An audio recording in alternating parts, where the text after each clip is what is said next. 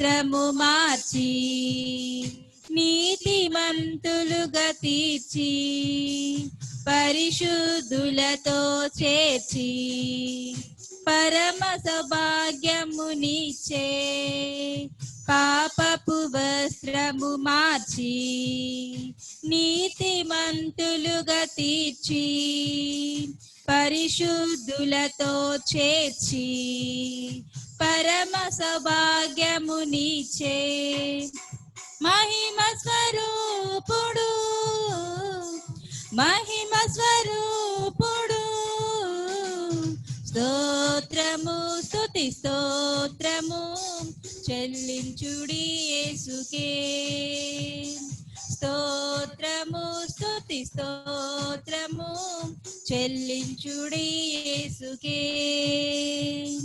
పాపులను ప్రేమించి పాపమును ద్వేషించే పరిశుద్ధ రక్తము కార్చి పాపమునంతా తుడిచే పాపులను ప్రేమించి పాపమును ద్వేషించే పరిశుద్ధ రక్తము కార్చి పాపమునంతా తుడిచే మహిమ స్వరూపుడు మహిమ స్వరూపుడు స్తోత్రము స్తుతి స్తోత్రము చెల్లించుడి యేసుకే స్తోత్రము స్తుతి స్తోత్రము చెల్లించుడి యేసుకే రాజాది రాజు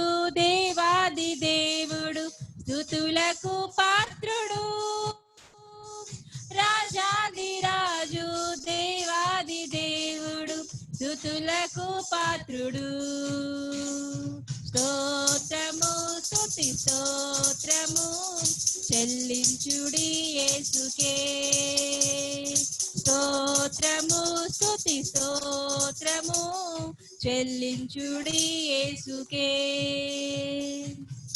హల్లెలూయా.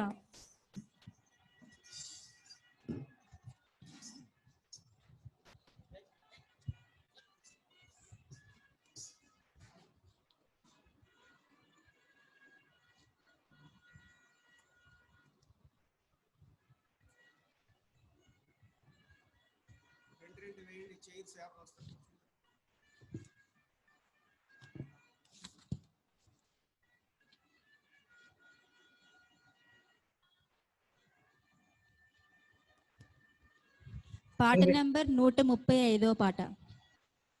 పాట నంబర్ 135 పాట 135.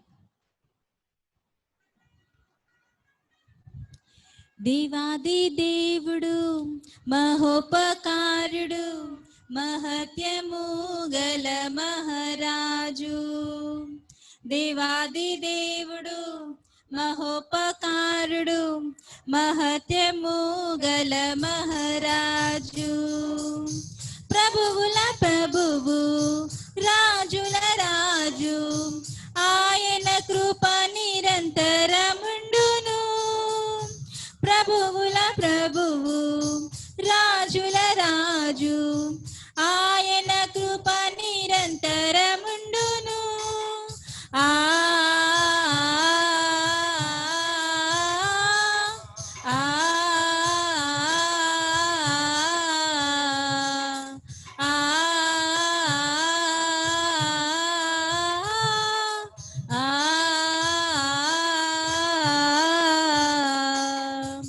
దేవాది దేవుడు మహోపకారుడు మహత్యము గల మహారాజు దేవాది దేవుడు మహోపకారుడు మహత్యము గల మహారాజు సునాద వస్త్రములు ఉత్సాహ సునాదము నూతన సహస్రాబ్ది నూతన శతాబ్దము సునాద వస్త్రములు ఉత్సాహ సునాదము నూతన సహస్రాబ్ది నూతన శతాబ్దము ఉత్తమ దేవుని గానములు, ఉత్తమ దేవుని గానములు.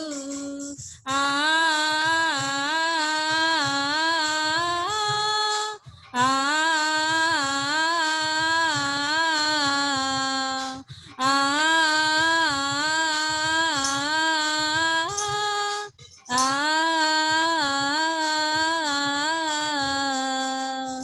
దేవాది దేవుడు మహోపకారుడు, మహత్యము గల మహారాజు.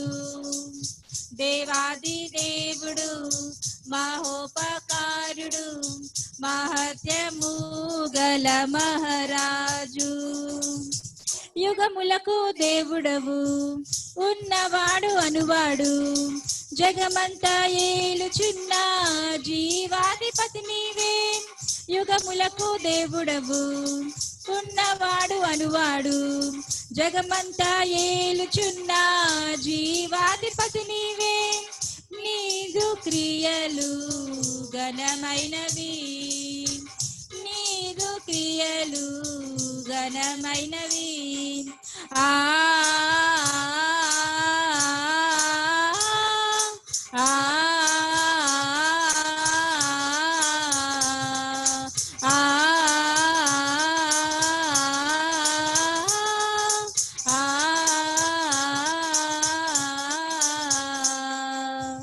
దేవాది దేవుడు మహోపకారుడు, గల మహారాజు. దేవాది దేవుడు మహోపకారుడు, మహత్యము గల మహారాజు. ప్రభువుల ప్రభువు, రాజుల రాజు, ఆయన కృప నిరంతరముండును. ప్రభువుల ప్రభువు, రాజుల రాజు, ఆయన కృప నిరంతరముండును. ఆ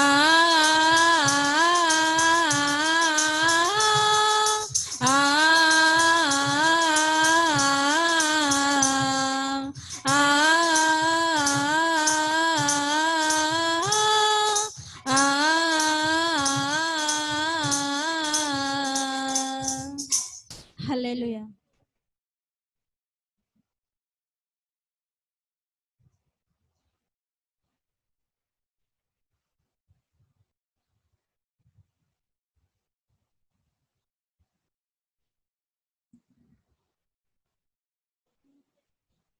ఎంత మంచి దేవుడవేసయ్యా, ఎంత మంచి దేవుడవేసయ్యా. చింతలన్నీ తీరేనయ్యా నిన్ను చేరగా. ఎంత మంచి దేవుడవేసయ్యా, నా చింతలన్నీ తీరేనయ్యా నిన్ను చేరగా. ఎంత మంచి దేవుడవేసయ్యా, ఎంత మంచి దేవుడవేసయ్యా,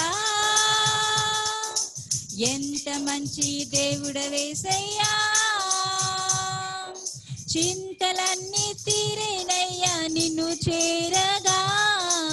ఎంత మంచి దేవుడవేసయ్యా, నా చింతలన్నీ తీరేనయ్యా నిన్ను చేరగా. ఎంత మంచి దేవుడవేసయ్యా. ఘోర పాపినైనా నేను దూరంగా పారిపోగా.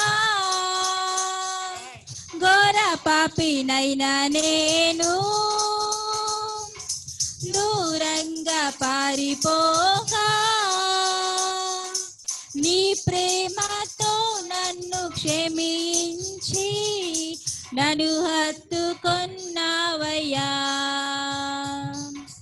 నీ ప్రేమతో నన్ను క్షమించి నన్ను హత్తుకొన్నావయ్యా. ఎంత మంచి దేవుడవేసయ్యా, ఎంత మంచి దేవుడవేసయ్యా. చింతలన్నీ తీరేనయ్యా చేరగా ఎంత మంచి దేవుడవేసయ్యా. నా చింతలన్నీ తీరేనయ్యా నిన్ను చేరగా ఎంత మంచి దేవుడవేసయ్యా. నాకున్న వారందరూ నన్ను విడచిపోయినను, నాకున్న వారందరూ నన్ను విడచిపోయినను, ఎన్నెన్నో ఇబ్బందులకు గురి చేసినను నన్ను విడువలేదేసయ్యా. ఎన్నెన్నో ఇబ్బందులకు గురి చేసినను నన్ను విడువలేదేసయ్యా. ఎంత మంచి దేవుడవేసయ్యా, ఎంత మంచి దేవుడవేసయ్యా. చింతలన్నీ తీరేనయ్యా నిన్ను చేరగా ఎంత మంచి దేవుడవేసయ్యా. నా చింతలన్నీ తీరేనయ్యా నిన్ను చేరగా ఎంత మంచి దేవుడవేసయ్యా. నీవు లేకుండా నేను ఈ లోకంలో బ్రతుకాలేనయ్యా.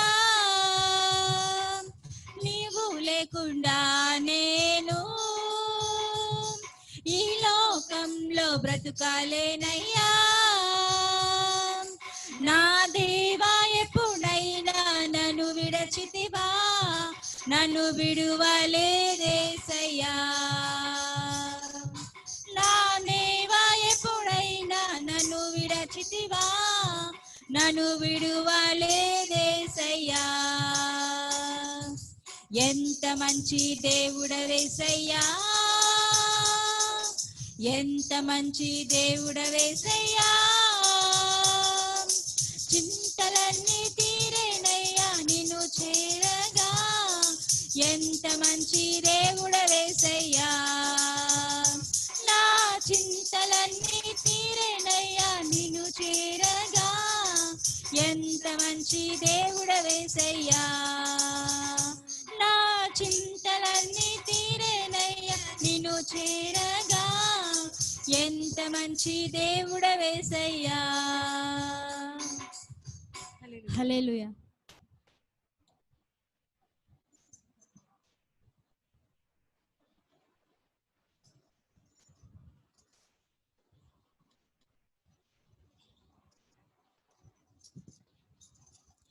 పాట నంబర్ 172 పాట.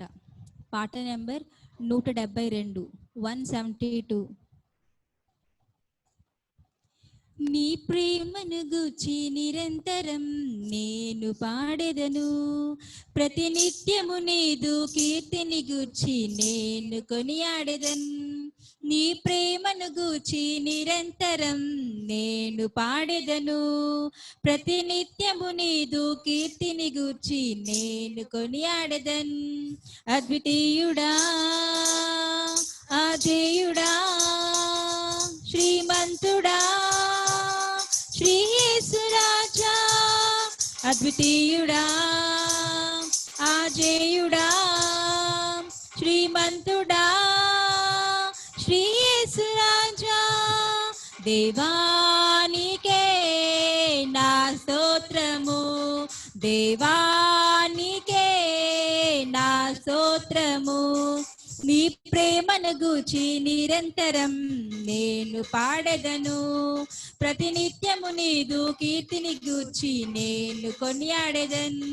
నీ ప్రేమను గూర్చి నిరంతరం నేను పాడెదను, ప్రతినిత్యము నీదు కీర్తిని గూర్చి నేను కొనియాడెదను.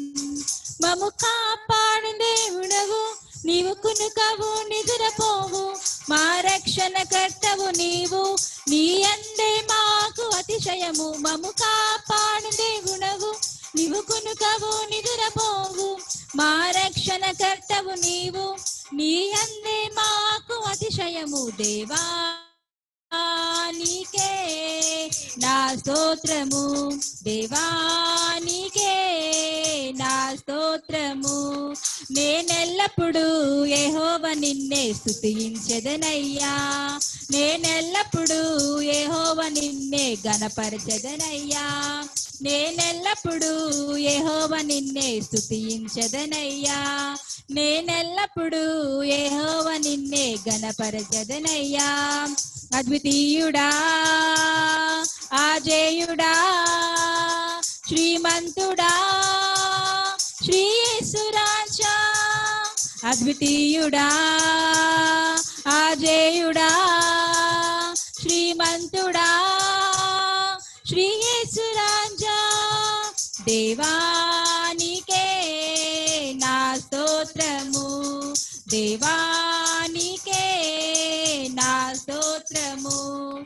నీ ప్రేమను గూర్చి నిరంతరం నేను పాడెదను. ప్రతినిత్యము నీదు కీర్తిని గూర్చి నేను కొనియాడెదన్. నీ ప్రేమను గూర్చి నిరంతరం నేను పాడెదను. ప్రతినిత్యము నీదు కీర్తిని గూర్చి నేను కొనియాడెదన్. నీ కార్యముల చేత మమ్ము సంతోషపరచుచున్నావు. నీ ప్రేమను స్మరించుకొనుచు మేము ఉత్సహించుచున్నాము. నీ కార్యముల చేత మమ్ము సంతోషపరచుచున్నావు. నీ ప్రేమను స్మరించుకొనుచు మేము ఉత్సహించుచున్నాము. దేవానికే నా స్తోత్రము, దేవానికే నా స్తోత్రము. నేనెల్లప్పుడూ యెహోవా నిన్నే ప్రేమించెదనయ్యా. నేనెల్లప్పుడూ యెహోవా నిన్నే సేవించెదనయ్యా. నేనెల్లప్పుడూ యెహోవా నిన్నే ప్రేమించెదనయ్యా. నేనెల్లప్పుడూ యెహోవా నిన్నే సేవించెదనయ్యా. అద్వితీయుడా, ఆజేయుడా, శ్రీమంతుడా, శ్రీ యేసురాజా. అద్వితీయుడా, ఆజేయుడా, శ్రీమంతుడా, శ్రీ యేసురాజా. దేవానికే నా స్తోత్రము, దేవానికే నా స్తోత్రము. నీ ప్రేమను గూర్చి నిరంతరం నేను పాడెదను. ప్రతినిత్యము నీదు కీర్తిని గూర్చి నేను కొనియాడెదన్. నీ ప్రేమను గూర్చి నిరంతరం నేను పాడెదను. ప్రతినిత్యము నీదు కీర్తిని గూర్చి నేను కొనియాడెదన్. అద్వితీయుడా, ఆజేయుడా, శ్రీమంతుడా, శ్రీ యేసురాజా. అద్వితీయుడా, ఆజేయుడా, శ్రీమంతుడా, శ్రీ యేసురాజా. దేవానికే నా స్తోత్రము, దేవానికే నా స్తోత్రము. నీ ప్రేమను గూర్చి నిరంతరం నేను పాడెదను. ప్రతినిత్యము నీదు కీర్తిని గూర్చి నేను కొనియాడెదన్. నీ ప్రేమను గూర్చి నిరంతరం నేను పాడెదను. ప్రతినిత్యము నీదు కీర్తిని గూర్చి నేను కొనియాడెదన్. హల్లెలూయా. వెన్నెల దీవెన పాట పాడుతున్నాను.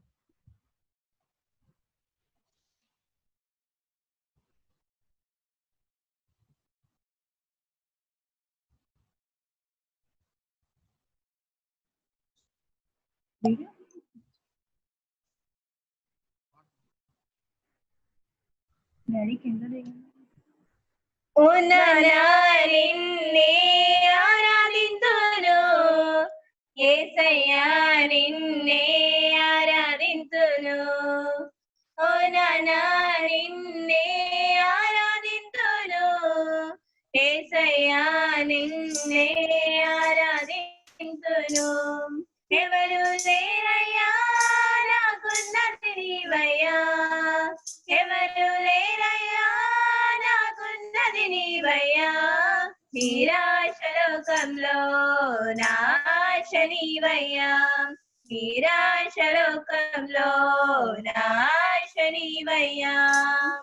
ఓ నానా నిన్నే ఆరాధించును యేసయ్యా నిన్నే ఆరాధించును ఓ నానా నిన్నే ఆరాధించును యేసయ్యా నిన్నే ఆరాధించును అమ్మవు నీవయ్యా నా నాన్నవు నీవయ్యా అమ్మవు నీవయ్యా నా నాన్నవు నీవయ్యా తోడు నీవయ్యా నా నీడ నీవయ్యా తోడు నీవయ్యా నా నీడ నీవయ్యా ఓ నాన్నా నిన్నే ఆరాధించును యేసయ్యా నిన్నే ఆరాధించును ఓ నాన్నా నిన్నే ఆరాధించును యేసయ్యా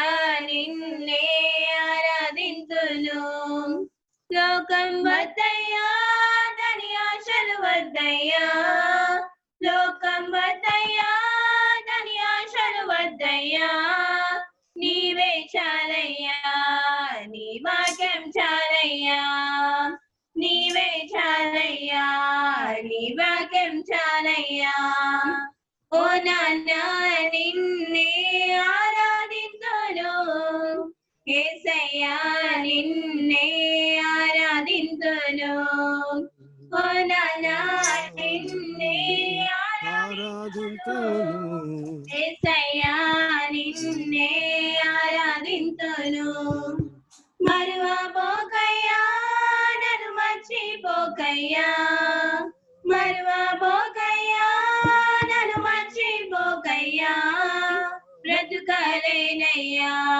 ఈ మాయలోకంలో బ్రతుకలేనయ్యా ఈ మాయలోకంలో ఓ నాన్నా నిన్నే ఆరాధించును యేసయ్యా నిన్నే ఆరాధించును ఓ నాన్నా నిన్నే ఆరాధించును యేసయ్యా నిన్నే ఆరాధించును ధనము వద్దయ్యా నాకు ధాన్యం వద్దయ్యా ధనము వద్దయ్యా నాకు ధాన్యం వద్దయ్యా నీవే చాలయ్యా నీ సన్నిధి చాలయ్యా నీవే చాలయ్యా నీ సన్నిధి చాలయ్యా ఓ నాన్నా నిన్నే ఆరాధించును యేసయ్యా నిన్నే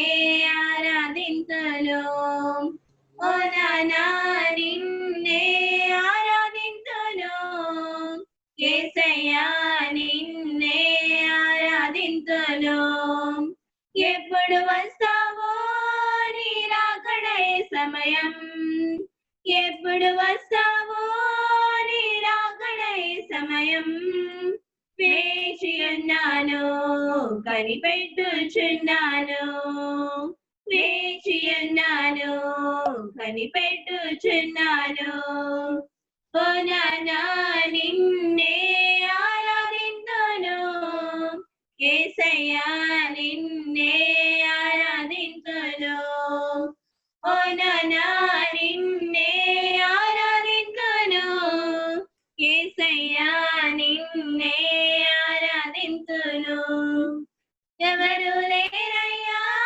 నాకున్నది నీవయ్యా ఎవరు లేరయ్యా నాకున్నది నీవయ్యా నిరాశ లోకంలో నాశ నీవయ్యా నిరాశ లోకంలో నాశ నీవయ్యా ఓ నాన్నా నిన్నే ఆరాధించును యేసయ్యా నిన్నే ఆరాధించును ఓ నాన్నా నిన్నే ఆరాధించును యేసయ్యా నిన్నే ఆరాధించును హల్లెలూయా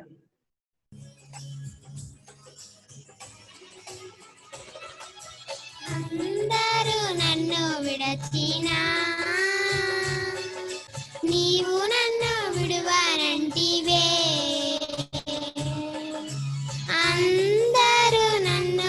విడచినా నీవు నన్ను విడువనంటివే. నా తల్లియు నీవే, నా తండ్రియు నీవే, నా తల్లి తండ్రి నీవే సయ్యా. నా తల్లియు నీవే, నా తండ్రియు నీవే, నా తల్లి తండ్రి నీవే సయ్యా. వ్యాధులు నన్ను చుట్టినా, బాధలు నన్ను ముట్టినా,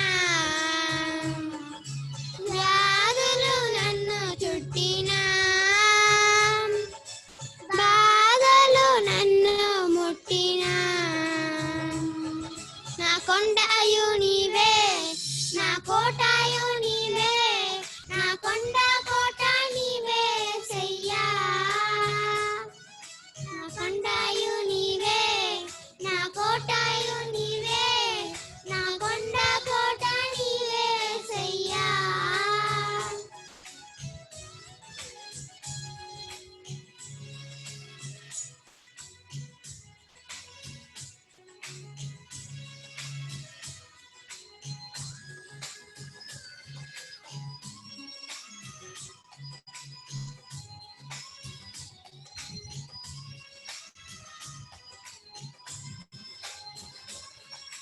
నేను నిన్ను నమ్ముకొంటిని, నీవు నన్ను విడువనంటివే. నేను నిన్ను నమ్ముకొంటిని, నీవు నన్ను విడువనంటివే. నా నీడయు నీవే, నా నీడయు నీవే, నా తోడు నీడ నీవే సయ్యా. నా తోడుయు నీవే, నా నీడయు నీవే, నా తోడు నీడ నీవే సయ్యా. అందరూ నన్ను విడచినా, నీవు నన్ను విడువనంటివే. అందరూ నన్ను విడచినా, నీవు నన్ను విడువనంటివే. నా తల్లియు నీవే, నా తండ్రియు నీవే, నా తల్లి తండ్రి నీవే సయ్యా. నా తల్లియు నీవే, నా తండ్రియు నీవే, నా తల్లి తండ్రి నీవే సయ్యా.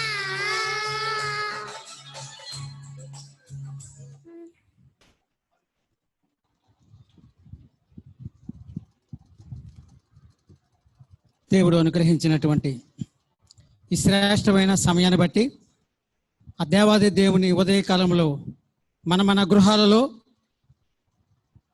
ఆ గొప్ప దేవుని స్తుతించి ఆరాధిద్దామండి.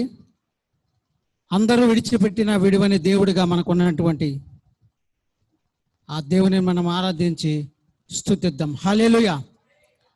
నీవుంటే నాకు చాలు యేసయ్య అనేటువంటి పాట పాడుతూ ఆయన మహిమ పరుద్దాం. హల్లెలూయా. నీవుంటే నాకు చాలు యేసయ్యా, నీ వెంటే నేను ఉంటా యేసయ్యా. అవునయ్యా, నీవుంటే మాకు చాలు యేసయ్యా, నీ వెంటే నేను ఉంటాను తండ్రి. నీ వెంటే నేను ఉంటా యేసయ్యా. ప్రభువా నీ మాట చాలు తండ్రి, నీ చూపు కావాలయ్యా, చాలయ్యా, నీ నీడ ఉండాలయ్యా, నీ తోడు కావాలయ్యా. చాలయ్యా, నీ మాట Thank you, చాలయ్యా, Lord. నీ చూపు చాలయ్యా, నీ తోడు చాలయ్యా, నీ నీడ చాలయ్యా. నీవుంటే నాకు చాలు యేసయ్యా. రెండు చేతులు పైకెత్తి ఆయన ఆరాధిద్దామండి. హల్లెలూయా. నేను ఉంటా యేసయ్యా. Thank you lord. నీవుంటే నాకు చాలు యేసయ్యా,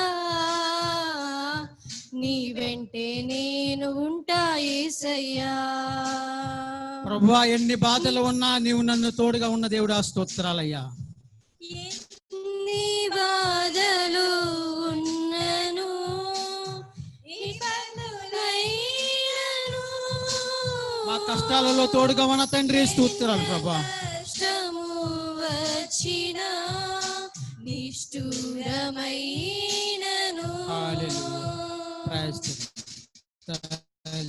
ఎన్ని బాధలు ఉన్నను ఇబ్బందులెదురైనను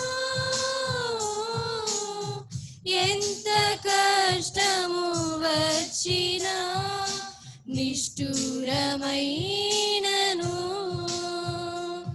నీ మాట చాలయ్యా, నీ చూపు చాలయ్యా, నీ తోడు చాలయ్యా, నీ నీడ చాలయ్యా. నీ మాట చాలయ్యా, నీ చూపు చాలయ్యా, నీ తోడు చాలయ్యా, నీ నీడ చాలయ్యా. నీ ఉంటే నాకు చాలు యేసయ్యా, నీ వెంటే నేను ఉంటా యేసయ్యా. నీ ఉంటే నాకు చాలు యేసయ్యా, నీ వెంటే నేను ఉంటా యేసయ్యా. ప్రభా, నా బ్రతుకు నావ పగిలిన నీవు నాకు తోడుగా ఉన్న దేవుడు, ఆ స్తోత్రాలు తండ్రి. బ్రతుకు నావా పగిలిన కడలి పాలైనను అలలు ముంచి వేసిన కష్టాలలో మునిగినప్పుడు ఆదరించి కాపాడుచున్న తండ్రి నీకు స్తుతులు ప్రభువా. బ్రతుకు నావా పగిలిన కడలి పాలైనను అలలు ముంచి వేసిన ఆశలు అనగారిన నీ మాట చాలయ్యా, నీ చూపు చాలయ్యా, నీ తోడు చాలయ్యా, నీ తోడు చాలయ్యా. నీ తోడు నీ చాలయ్యా, మాట చాలయ్యా, నీ చూపు చాలయ్యా, నీ తోడు చాలయ్యా, నీ నీడ చాలయ్యా. నీ ఉంటే నాకు చాలు యేసయ్యా, నీ వెంటే నేను ఉంటా యేసయ్యా. నీ ఉంటే నాకు చాలు యేసయ్యా, నీ వెంటే నేను ఉంటా యేసయ్యా. ఆస్తులన్నీ పోయినా అనాథగా మిగిలినా ప్రభా, నాకు ఏమి లేకున్నాను నీవు నాకు ఉన్న తండ్రి స్తోత్రాలు తండ్రి. ఆరోగ్యం క్షీణించిన ఆస్తులన్నీ పోయినా అనాథగా మిగిలిన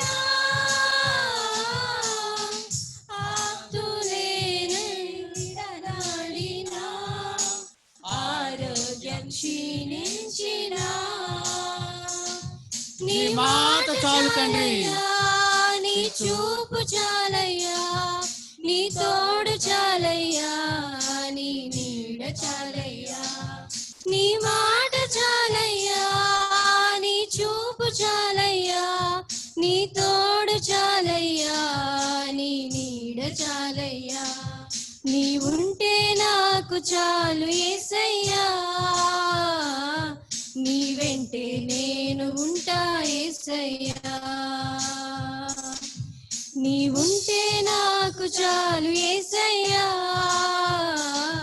నీ వెంటే నేను ఉంటా యేసయ్యా. నాకు ఇలలో ఏదియో లేదు అసాధ్యము, నీదు కృపతో నాకేమియో కాదిల సమానము. నీకు ఇలలో ఏదియో లేదు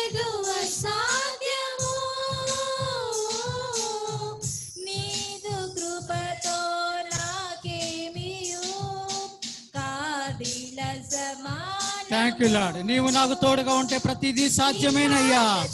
స్తోత్రం స్తోత్రం స్తోత్రం. హల్లెలూయా హల్లెలూయా హల్లెలూయా.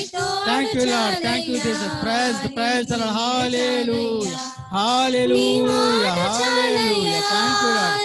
ప్రభువా నీ మాట చాలు ప్రభా, నీ చూపు చాలు ప్రభా, నీ తోడు చాలయ్యా, నీ నీడ కావాలయ్యా. స్తోత్రం స్తోత్రం స్తోత్రం స్తోత్రం. Thank you Lord. Hallelujah hallelujah హల్లెలూయా.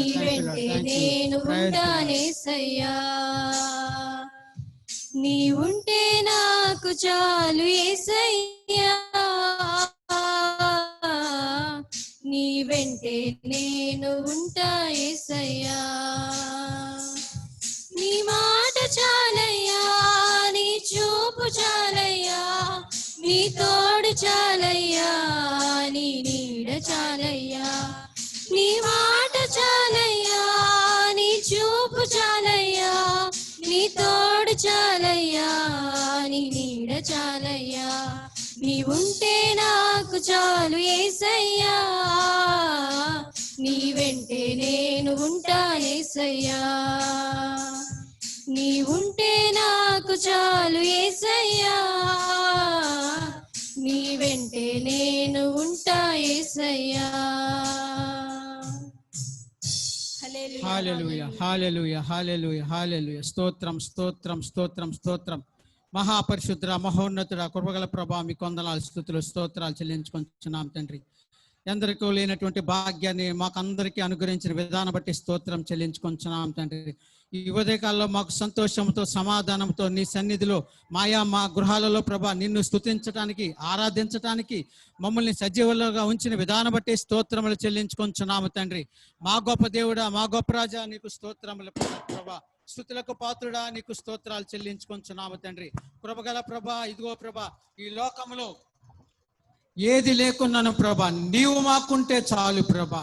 నీ తోడు కావాలయ్యా, నీ నీడ కావాలా ప్రభా తండ్రి. ప్రభా నీ చూపు చాలాలయ్యా ప్రభా, నీ చల్లని చూపుతో తండ్రి ప్రభా మాకు సంతోషం ప్రభా, మాకు ఆనందము తండ్రి ప్రభా. కృపగల ప్రభా, ఇదిగో ప్రభా నేను తండ్రి ప్రభా, మేమందరము తండ్రి ప్రభా ఇదిగో ఎంతో ఆందోళన గురైనప్పుడు మమ్మల్ని సంతోషంతో ఉంచుచున్నావు తండ్రి ప్రభా. ఈ లోకంలో తండ్రి ప్రభా మమ్మల్ని ఎవరు విడిచినను నీవు విడివనే దేవుడుగా ప్రభా మాకు ఆరోగ్యాన్ని ఇస్తూ, క్షేమాన్ని ఇస్తూ, మాకు భద్రతనిస్తూ, నిత్యము మమ్మల్ని కనికరించి కాపాడుచున్న దేవుడా నీకు స్తోత్రాలు. కృపగల ప్రభా మీకు వందనాలు తండ్రి. ఇదిగో తండ్రి ప్రభా మా యొక్క పాపముల నిమిత్తం ప్రభా నీవు శిలువ మరణం పొంది నీ పవిత్రమైన రక్తాన్ని ప్రోక్షించి ప్రభా మమ్మల్ని అందరినీ పరిశుద్ధపరిచిన విధానం బట్టి స్తోత్రములు. ఈ ఉదయకాలంలో ప్రభా మేమందరము తండ్రి ప్రభా ఇదిగో నీ సన్నిధానంలో మా గృహాలలో తండ్రి ప్రభా ఐక్యతగా మిమ్మల్ని ఆరాధించి మహిమపరిచి నిన్ను పూజించే భాగ్యాన్ని మాకు అనుగ్రహించినందుకు స్తోత్రాలు. మరి ప్రభా నీ యొక్క మాటలు వినుచుండగా ప్రభా మా యొక్క హృదయాలు తెరవండి అయ్యా, మా హృదయాల్లో కార్యం చేయండి ప్రభా. నీ వాక్యమును గైకొని ప్రభా అట్లి ప్రకారం జీవించే కృపను దయచేయమని ఈ చిన్న ప్రార్థన మా ప్రభువు మనకు చేసి క్రీస్తు నామములో వేడుకొంచున్నాము తండ్రి. ఆమేన్ ఆమేన్ ఆమేన్.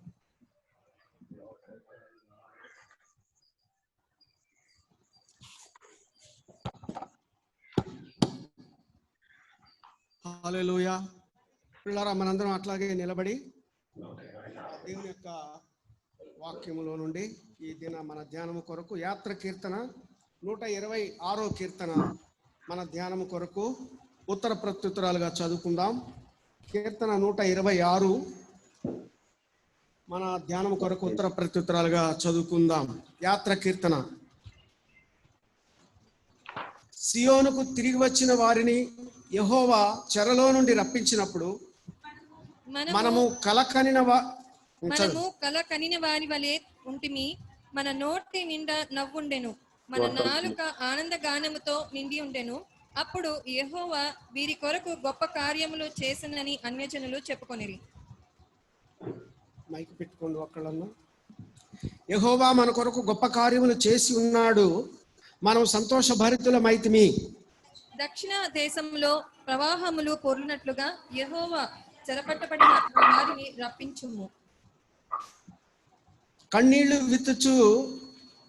విడుచుచు విత్తువారు సంతోష గానముతో పంట కోసెదరు. పిడికెడు విత్తనములు చేత పట్టుకొని ఏడ్చుచూ పోవు విత్తువాడు సంతోష గానము చేయుచు పనులు మోసుకొని వచ్చును.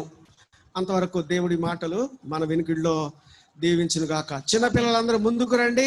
ఆ పిల్లలందరూ వచ్చి ఇక్కడ కూర్చోండి. షట్ ఇక్కడికి వచ్చి కూర్చోండి. కింద డిస్టెన్స్ దయచేసి అందరూ కూర్చుందాం. పిల్లరా ఇద్దరిద్దరు కూర్చోండి. అక్కడ కూర్చోండి. ఇంకా ఇద్దరు కూర్చో. లైన్ లో ఇంకా వెనక్కి ఇంకా వెనక్కి ఇంకా అటు జరుగు. ఇంకా శ్రేష్ఠ వెనక్కి జరుగు. నువ్వు కూడా ఉంది. నువ్వు కూర్చో. ఆరాధన అయ్యే వరకు మీరు ఇక్కడి నుంచి కదిలారా తోలు తీస్తాను మిమ్మల్ని. దేవునికి స్తోత్రం. హల్లెలూయా. Keep distance. అందరూ 2 మీటర్ల డిస్టెన్స్ ఉండేటట్టు చూసుకోండి. నూకాలమ్మ చైర్ ఇంకేతలు జరుపు. నువ్వు ఇంకా జరుపు. ఈ చైర్ కూడా జరపండి. ముగ్గురే కూర్చోవాలి, ఇద్దరే కూర్చోవాలి లైన్లో. ఇంకా జరుగు అటు గోడకి. మంచి పిల్లారా, దేవుని మహాకృపను బట్టి మరికొక పునరుద్ధాన దినం దేవదేవుని లోకరక్షకుడైన ప్రభువుని ఆరాధించుకునే భాగ్యము, ఆయనను పూజించుకునే భాగ్యము, ఆయన మేలును బట్టి ఆయనకు మహిమ ఆరోపించేటువంటి గొప్ప భాగ్యము, గొప్ప ఐశ్వర్యము దేవుడు మనకిచ్చినందుకు దేవునికి మహిమ కలుగును గాక. అందరం మరి శ్రద్ధతో ఈ ఆరాధన క్రమమును మనం దేవుని మాటలు ధ్యానిస్తూ ప్రభువుని మహిమపరచడానికి, స్తుతించడానికి, కృతజ్ఞత చెల్లించడానికి సిద్ధపడదాం. హల్లెలూయా. ఈ యాత్ర కీర్తన అనే మాటని మనము ఇక్కడ చూస్తున్నాము హెడ్డింగ్లో. ఇవన్నీ యాత్ర కీర్తనలని ఆయా సందర్భాల్లో దేవుని సన్నిధికి ప్రయాణం చేసి వెళ్ళి దేవుని సన్నిధికి వెళ్ళినప్పుడు ఆ వెళ్తున్నప్పుడు కలిగిన అనుభవాలు, అంతకుముందు వారి యొక్క ఆత్మీయ స్థితి, ఆ దేవుని మందిరానికి దేవుని సన్నిధికి వెళ్ళేటప్పుడు వాళ్ళ హృదయంలో కలిగినటువంటి దేవుని పట్ల కృతజ్ఞత కానీ, దేవుడు చేసినటువంటి మేలులు కానీ మరి తలంచుకుంటూ దేవుని మహిమపరిచినటువంటి విషయాలను ఇక్కడ ఈ కీర్తన భాగములో మనం ఈ కీర్తనలు, యాత్ర కీర్తనలు అన్నీ కూడా అలాంటివే. సో ఇక్కడ యాత్ర కీర్తనను మనం చూస్తే, బహుశా యాత్ర కీర్తన బైబిల్ హిస్టారికల్గా మనం చూస్తే, బ్యాక్గ్రౌండ్ మనం చూస్తే కనుక ఇశ్రాయేలు ప్రజలు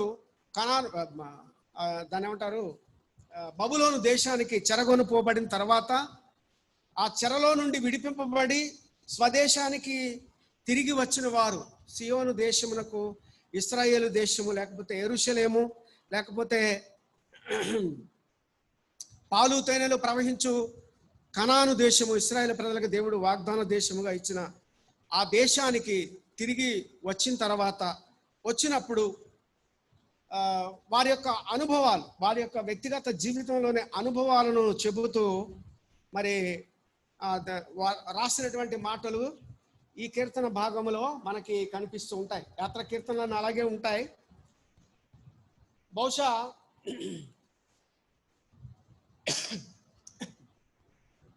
యాత్రలో నుండి తిరిగి వచ్చిన తర్వాత, రిటర్న్ అయిన తర్వాత స్వదేశానికి వచ్చినప్పుడు వాళ్ళ యొక్క వ్యక్తిగత అనుభవాన్ని మనం ఇక్కడ ఈ కీర్తన భాగంలో మనం చూస్తాం.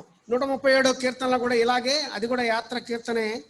137వ కీర్తన హెడ్డింగ్లో రాయలేదు కానీ, బబులోను నదుల వద్ద మనం కూర్చుండి ఉన్నప్పుడు మనం సియోనును జ్ఞాపకం చేసుకుని ఏడ్చుచుంటిమి, వాటి మధ్యనున్న నివరంజి చెట్లకు మన సితారాలు తగిలించితిమి, అచ్చట మనల్ని చెనగొన్న వారు ఒక కీర్తన పాడుడి అనిరి, మనలను బాధించిన వారు సియోను కీర్తనలో ఒక దానిని మాకు వినిపించుడి అని మన వలన ఉల్లాసము కోరిరి. సో సియోను కీర్తనలు అంటే సియోన్లో ఉన్నప్పుడు, సియోన్లో దేవుని ఆరాధించేటప్పుడు, సియోను అంటే దేవుని మందిరం, నూతన నిబంధన ప్రకారం దేవుని సంఘము సియోను అనే మాటకి. దేవుని సంఘము అంటే పరిభాషలో దేవుని ప్రజలు. దేవుని సంఘం అంటే మందిరం కాదు, ఈ మందిరం కాదు, కానీ దేవుని మందిరము అంటే సంఘము. సో సంఘముగా కూడి పాడే, ఆరాధించే కీర్తనలు, అందుకనే సియోను కీర్తన. మన పాటల పుస్తకం మీద ఈ లేఖన భాగాన్ని బట్టే సియోను కీర్తనలు అని హెడ్డింగ్ పెట్టడం జరిగింది. నేను ప్రార్థన చేసుకుంటున్నప్పుడు ఏం పాటలు పాడుతూ నిన్ను స్తుతిస్తున్నామని మేము పాడుకునే పాటలకి ఏం పేరు పెట్టుకోవాలి ప్రభువా అని నేను ప్రార్థిస్తున్నప్పుడు దేవుడు నాకు సూచించిన పేరు ఇది, సియోను కీర్తనలు 137వ కీర్తన 3వ వచనంలో. సో ప్రియులారా 3వ వచనంలో సో మరి సియోను కీర్తనలు ఆనంద కీర్తనలు, దేవుడు చేసినటువంటి ఆశ్చర్యకరమైన మేలులను బట్టి దేవుని కీర్తించిన కీర్తనలు, దేవుని కార్యములను తలంచుకొనుచు కీర్తించిన కీర్తనలు. ఈ 137వ కీర్తనలు కూడా ఏమంటాడంటే 4వ వచనం, అన్యుల దేశములో యెహోవా కీర్తనలు మనం ఎట్లు పాడుదుము. యెరూషలేమా, నేను నిన్ను మరచిన ఎడల నా కుడి చేయి తన నేర్పును మరచును గాక. నేను నిన్ను జ్ఞాపకం చేసు కొనని ఎడల నా ముఖ్య సంతోషము కంటే నేను యెరూషలేమును హెచ్చుగా ఎంచని ఎడల నా నాలిక నా అంగిటికి అంటుకొనును గాక. ఇక్కడ కీర్తనకారుడు ఆ బబులోను దేశంలో ఉండి అక్కడ ఉన్నప్పుడు దేవుని ఆరాధన చేసుకోవడానికి కుదరదు, దేవుని పాటలు చక్కగా పాడుకోవడానికి కుదరదు, సమాజంగా కూడి ఆనందంతో దేవుని స్తుతించే సదుపాయం ఉండదు. బబులోనులో ఉన్నప్పుడు 70 సంవత్సరాలు ఇశ్రాయేలు ప్రజలు నో వర్షిప్, ఆరాధన లేదు. ఏదో ఆరాధన కాస్త కోస్త భక్తి గల వాళ్ళు. ఇప్పుడు చూడండి, ఈ కోవిడ్ లాక్డౌన్ అంటే మనలో చాలా మంది మందిరానికి రాలేకపోయాము,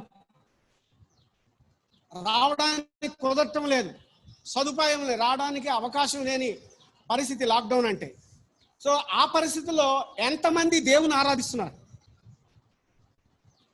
how many of you at your home ఇలాగ మన మందిరంలో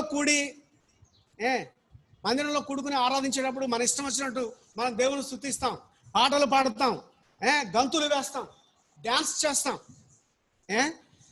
కొన్ని పెంతెకోస్తల్ సాంగ్స్ పాడితే ఊపు వస్తుంది మనకి. ఆ ఊపులు, ఆ పాటలు, ఆ ఆనందం, ఆ సంతోషం అవేమి లేవు. ఐ డోంట్ నో ఎంతమంది మీరు ఇంటి దగ్గర మరి దేవుని ఆరాధించేటప్పుడు ఇటువంటి ఉల్లాసం, ఉత్సాహం, ఆనందం, సంతోషంతో దేవుని స్తుతించి దేవుణ్ణి ఆరాధించగలిగేటట్లుగా ఉన్నారు అనే ప్రశ్న మరి చాలా ప్రాముఖ్యమైనది. I don't know. ఎలాగూ బబులోను దేశంలో ఇశ్రాయేలు ప్రజలు బబులోను చెరలో ఉన్నప్పుడు ఆ 70 సంవత్సరాలు ఆరాధన లేదు వాళ్ళకి. ఒకవేళ ఎవరైనా భక్తి గలవాళ్ళు, బాగా భక్తి గలవాళ్ళు, బాగా ప్రభువుని వెంబడించేవాళ్ళు, నమ్మకంగా దేవుని సేవించేటువంటి వాళ్ళు, ఉజ్జీవంగా ఉన్నటువంటి వాళ్ళు కొంతమంది ఉండుండొచ్చు అప్పుడు కూడా బబులోను దేశంలో. They are praised God, they are spread the God's works, దేవుని పనులు, దేవుని కార్యాలు, దేవుని వాక్యం, దేవుని ఉద్దేశాన్ని కొంతమంది ఉండి కాస్త ప్రజల మధ్యన ప్రకటించి ఉండవచ్చు. ఈ లాక్డౌన్ రాకముందు వరకు మనకు గొప్ప స్వేచ్ఛ ఉంది, సువార్త చేయడానికి, సువార్త ప్రకటించడానికి, ఇతరులకు దేవుని వాక్యంగా ఇతరులకు బోధించడానికి మనకెంతో సదుపాయం ఉండింది. ఇప్పుడు లేదు. సో అప్పుడు నిర్లక్ష్య పెట్టాం, ఇప్పుడు అవకాశం లేదు. అప్పుడు ఆరాధించడంలో బలంగా నిలబడలేదు. దేవుని సేవిస్తూ దేవుని ఆరాధించే ప్రజలకు దేవుడిచ్చేటువంటి ఆశీర్వాదం, దేవుడిచ్చే సంతోషం, దేవుడిచ్చేటువంటి విలువలు, దేవుడిచ్చేటువంటి భక్తి శ్రద్ధలు, విలువలతో కూడినటువంటి జీవితం అప్పుడు అశ్రద్ధగా చూసాం. ఇప్పుడు అవకాశం లేదు. సేమ్ టు సేమ్ ఇశ్రాయేల్ ప్రజలు ఎలాగ బబులోను దేశంలో ఉన్నప్పుడు వాళ్ళు they lost their worship, joy and salvation of joy, rejoicing in the Lord అనేది వారి జీవితంలో ఎలా లేకుండా పోయిందో ఈ రోజు లాక్డౌన్లో మనం కూడా చాలా మంది అలాంటి పరిస్థితి లేకపోయింది. అది లేనందుకు నొప్పి లేదంటే బాధ కలగడం లేదంటే అయ్యో ఎంత గొప్ప భాగ్యాన్ని మేము పోగొట్టుకున్నామే, ఎంత గొప్ప సదుపాయాన్ని మేము లాస్ అయిపోయామనే ఫీలింగ్ లేదంటే మాత్రం ఆనాడు బబులోను దేశంలో దేవుని నిర్లక్ష్య పెట్టి బబులోను దేశానికి వెళ్ళిపోయిన ఇశ్రాయేలు ప్రజలకి మనకి తేడా లేదని చెప్తున్నాను నేను ఈ ఉదయకాలం. ఆ ఫీలింగ్, ఆ చురుకు, ఆ లాస్ట్నెస్ అది లేకపోతే వీళ్ళరా మనం కూడా దేవుని వాక్యాన్ని, దేవుని యొక్క ఉద్దేశాలని, దేవుడు ఇష్టపడే నిజమైనటువంటి ఆరాధనని మనం చేయలేము అని మనం జ్ఞాపకం చేసుకోవచ్చు. కొంతమంది ఉజ్జీవం గలవాళ్ళు, కొంతమంది దేవుని నమ్మకంగా వెంబడించేవాళ్ళు, కొంతమంది దేవుని సేవిస్తూ ఉండేవాళ్ళు. ఏ క్రమమును దేవుని సన్నిధిలో మనం తప్పిపోకూడదని ఆశతో దేవుని సన్నిధిలో కనిపెట్టుకునేవారు మాత్రం ఇలాగంటున్నారు, అన్యుల దేశములో యెహోవా కీర్తనలు మనం ఎట్లా పాడుదము, యెరూషలేమును మనం ఎలా మర్చిపోదుము, సియోనులో దేవుని సన్నిధిని మనం ఎలా అశ్రద్ధగా ఉంటాము, మనం పోగొట్టుకున్న ఆ దేవదేవుని శ్రేష్టమైన ఆయన సన్నిధి, మనకు ఆనంద సంతోషములు కలుగజేసే ఆయన సన్నిధి, మనకు సంతృప్తిని సమృద్ధిని కలిగించేటువంటి ఆయన సన్నిధిని లేనందున మనం ఎంత పోగొట్టుకున్నామో అనే రీతిలో కొద్ది మంది మాత్రం దేవుని సేవించేవారుగా ఉన్నారు. మిగతా ఎక్కువ మంది they are neglected. Let it be, there is no situation. మనకి ఇప్పుడు అవకాశం లేదు, సో మనం ఏం చేయలేము. ఆరాధన చేయడానికి సియోనులో దేవుని సన్నిధిని మనం ఆనందిస్తూ ప్రభువుని స్తుతించడానికి, కీర్తించడానికి ఇప్పుడు మనకు అవకాశం లేదు కాబట్టి మనం ఏం చేస్తాం? అవకాశం లేదు కాబట్టి ఆ లేనట్టుగానే ఉందాం అనుకునేటువంటి వాళ్ళు అప్పుడు ఉన్నారు, ఇప్పుడు ఉన్నారు, ఇప్పుడు కూడా ఉన్నారు. Some people are simply they వదిలేసి విడిచేసినట్టుగా కొంత ఉన్నారా? అలాగే ఉన్నా? ఈ మాటలు వింటున్న ప్రియ దేవుని బిడ్డలారా, అలా అనిపిస్తుందా? నీ హృదయం అలా ఉందా? దయచేసి చెక్ చేసుకుని, అలా కాదు.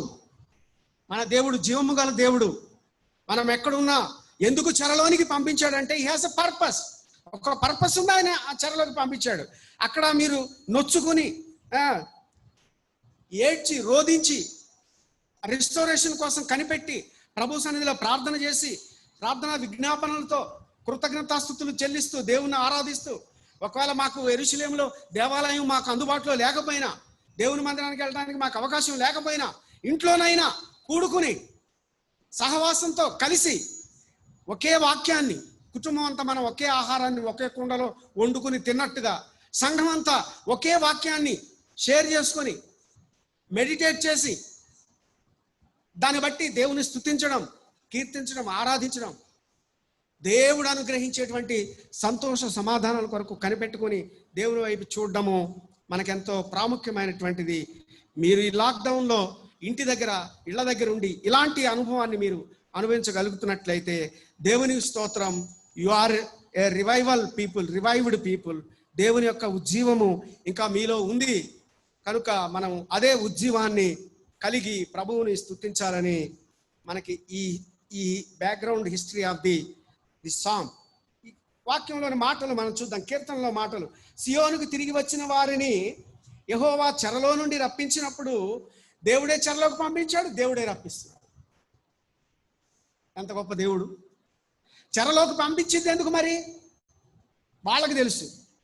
ఎందుకు ఈ సదుపాయాలు మనకు లేకుండా పోయినాయి మనకు తెలియాలి.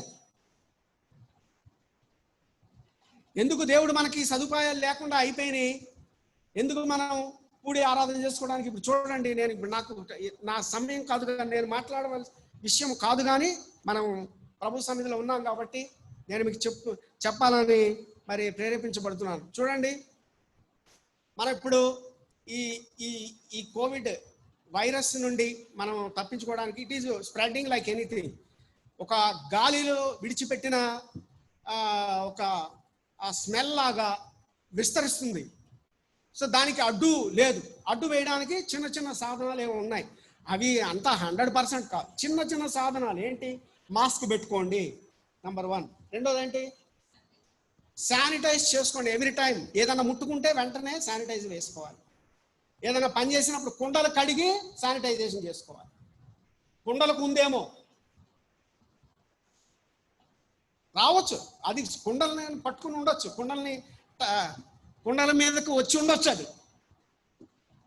నువ్వు పట్టుకునే పాత్రని ఇప్పుడు నేను కొట్లో కొనుక్కొచ్చాను. దీన్ని ఎవరో ఒక సోదరి, అయ్యగారు ఈరోజు ఆరాధనలో ప్రార్థన చేసి నాకు కొద్ది కొబ్బరిని పంపించండి పాస్టర్ గారు, నేను రావడానికి కుదరదని చెప్పాను అన్నది. అందుకని కొబ్బరిని ఈ కొట్లో కొన్నాను నేను. ఈ ఎవరు ముట్టుకున్నాడు ఇది? నేను ఇంటికి దాకానే శానిటైజర్ తోటి దీన్ని అంతా ఇలా తుడిచాను. ఇప్పుడు నేను స్నానం చేసి వచ్చాను కాబట్టి there is no chance. But 100% లేదు. ఇప్పుడు నేను స్నానం చేసి వచ్చినా కూడా నా చేతులకి ఏమైనా వైరస్ ఉండొచ్చేమో.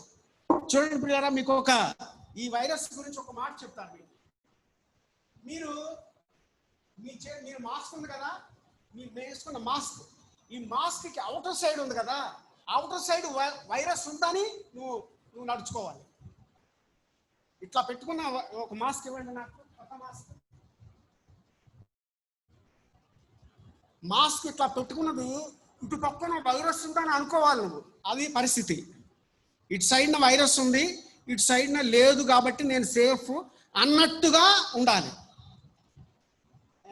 సపోజ్ ఇలా పెట్టుకున్నాం, ఈ మాస్క్ని ఇలా పెట్టుకున్నాం అంటే కోవిడ్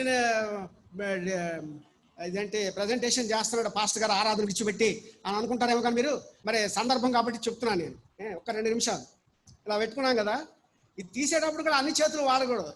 ఇలా పట్టుకుని ఇలా తీసి ఇలా పట్టుకుని అలా తీయకూడదు. దీన్ని ఇలా పట్టుకుని ఇలా తీసేయాలి. ఎందుకు ఎక్కువ స్ప్రెడ్ అవ్వకూడదు, మన చేతులతో చేసేదాన్ని ఎక్కువ స్ప్రెడ్ అవ్వకూడదు. తర్వాత నీకు దీనికి యువతల పక్క వైరస్ ఉందో అనుకోవాలి నువ్వు, ఇటు పక్క లోపల పక్క లేదు అనుకోవాలి. లేదు కాబట్టి పెట్టుకున్నాం, లోపల పక్క లేదనుకునే పెట్టుకున్నాం. మనం బయట సైడ్ ఉంది ఇక్కడ వైరస్, మరి అలాగ దాన్ని హ్యాండిల్ చేస్తారు. అందుకనే ఒక చేత్తోటి అంతా ముట్టుకోకుండా ఇలా తీయాలి. అలా చేసి అంత జాగ్రత్తగా ఉండాలి. మీరు కూలర్ దగ్గరికి వెళ్ళి వాటర్ తీసుకుంటున్నారు, ఒక బాటిల్ తీసుకొని వెళ్ళి తీసుకొని తాగుతుంది, వాటర్ పట్టుకొని అక్కడ పెట్టేసి వస్తుంది. ఇంకొక ఆమె వెళ్ళి కూలర్తో ఒక బాటిల్ తీసుకుని మళ్ళీ కూలర్ తోటి పట్టుకుంటుంది. ఆ కూలర్తో పట్టుకోవడానికి ట్యాప్ నొక్కుతుంది. ఇప్పుడు ఇంతకు ముందు నొక్కేనా ఆమెకి చేతికి ఏమైనా ఉందేమో తెలియదు, లేకపోతే నీ చేతికి ఉందో మళ్ళీ నువ్వు దాన్ని అంటిస్తున్నావేమో తెలియదు. అది పరిస్థితి, వైరస్ పరిస్థితి. అర్థమైందండి? Social distancing. నేను మాట్లాడుతుంటే నా ఊపిరి, నేను గాలి పీలుస్తున్నాను, వదులుతుంటే ఈ ఏరియా అంతా నేను వదిలిన ఎంత ఫోర్స్తో వదిలానో అది ఎంత దూరం వెళ్తుంది, బహుశా ఎంత దూరం వెళ్తుంది. ఇదంతా వైరస్ ఉంది అనుకోవాలి. నేను అనుకోవాలి, ఎదుటి వ్యక్తి కూడా అనుకోవాలి, ఇతను నా పక్కన ఉన్నాడు, ఈమె నా పక్కన ఉంది, ఈమె ఉచ్ఛ్వాస నిశ్వాసాల్లో ఈమె లోపల వైరస్ ఉండి బయటికి ఏమైనా వచ్చిందేమో, నేను ఈ స్ప్రెడ్కి దూరంగా ఉండాలనుకోవాలి. అది సోషల్ డిస్టెన్సింగ్ అంటే. సోషల్ డిస్టెన్సింగ్ అంటే అది అంత దూరంగా. అందుకని దూరంగా ఉండండి అని అంటున్నాం. దూరంగా ఉంటే సపోజ్ 2 మీటర్లు ఉంటే, ఈమె ఉచ్ఛ్వాస నిశ్వాసాల వలన బయటకు వచ్చిన వైరస్ ఈమెలో ఉంటే అది అంతవరకు ఉంటుంది, ఈమె దాకా వెళ్ళదు. సేఫ్. ఇక్కడ వైరస్ ఉంది, ఇక్కడ సేఫ్. అంత సేఫ్గా ఉండగలిగిన పరిస్థితి ఉంటుండగా ఇంతగా విస్తరిస్తుందంటే ఎంత నిర్లక్ష్యం అలుగుని ఉందో చూడండి. అందుకని మనం చాలా జాగ్రత్తగా ఉండాల్సిన అవసరం ఉండింది. మనం వివేకం కలిగి ఉండాలి. ఏది పట్టుకున్నా వెంటనే శానిటైజ్ చేసుకోవాలి. కాసేపటి తర్వాత ఓ 2-3 సార్లు శానిటైజ్ చేసుకుని అది ముట్టుకుని ఇది మట్టుకుని అది ఇచ్చి ఇది ఇచ్చి, ఎవరికైనా సపోజ్ కోఆపరేటివ్ స్టోర్లో పనిచేసే వ్యక్తి అనుకోండి, ఆ పొట్లాలన్నీ ఇస్తుంటాడు, ఆ కార్డు తీసుకుంటాడు, కార్డు పెడతాడు, లేకపోతే డబ్బులు తీసుకుంటాడు, ఆ డబ్బులన్నీ లెక్క పెట్టి దాంట్లో వేసుకుంటాడు. ఆ డబ్బులు ఇచ్చిన అతనికి ఉందో, లేకపోతే ఆ డబ్బులు అతనికి ఎలాగొచ్చినాయో అతని దగ్గర నుంచి ఆ డబ్బులు వచ్చిందో అతనికి వైరస్ ఉందో, ఆ వైరస్ ఈ డబ్బులు కంటిందో, లేకపోతే ఈ డబ్బుల నుంచి అతనికి వచ్చిందో, లేకపోతే ఈ స్టోర్ అతనికి వచ్చిందో, గల్లా పెట్టిలోకి వెళ్ళిందో, లేకపోతే ఇతను ముట్టుకున్న కార్డు ఆ నంబర్లో నొక్కుతా పిన్ను, ఆ పిన్ను నొక్కేటప్పుడు ఆ పిన్ను మిషన్ మీద ఉంటుంది. అప్పుడు మనం పిన్ను కొట్టగానే ఏం చేయాలంటే వెంటనే ఏం చేయాలో చెప్పండి, శానిటైజర్ తీసుకుని చేతులకున్న వైరస్ని చంపేసేయాలి. అంతలాగా శ్రద్ధ తీసుకోవాలి. అలా లేకుండా ఈ పిల్లలు, చిన్నపిల్లలు ఇటు చూడండి, గబగబా గన్ను పట్టుకుని వెళ్ళి ఈడు టకటకామని ఆడికి పెట్టేసేసి ఉన్నానయ్యా అని చెప్పి ఆ చెయ్యి పక్కన పెట్టి ఈడు చూస్తున్నాడు. ఆ చేతుకుందో ఈడు చేతుకుందో పిల్లలకి తెలియదు. అంత కేర్ఫుల్గా మనం ఉండి అప్పుడు దేవుని ఆరాధించాలి. అంత శ్రద్ధగా మనస్సు పనిచేయడం, మనస్సుని విలువైన వాటి మీద పని చేయడం, మారు మనసు పొందటం అంటే అదే. మారు మనసు పొందితే ఇవన్నీ తెలుస్తాయి. మారు మనసు పొందితే ఆ మనస్సు విలువైన వాటన్నిటిని ఆలోచిస్తూ ఉంటుంది. దానికి సహకారంగా మనలో ఉన్న పరిశుద్ధాత్మ దేవుడు మన మనస్సుల్ని కూడా, మన మనస్సులో నుండి వచ్చే ఆలోచనలు మంచివా కాదో అవి నష్టం కలిగించేవో లేకపోతే నిర్లక్ష్యంగా ఉన్నామో అదంతా కూడా పరిశుద్ధాత్మ దేవుడు మనకి నేర్పిస్తూ ఉంటాడు. పరిశుద్ధాత్మ దేవుడు ఊరికినే భాషలు మాట్లాడే వరం ఇవ్వడం ఒక్కటే కాదు ఆయన పని.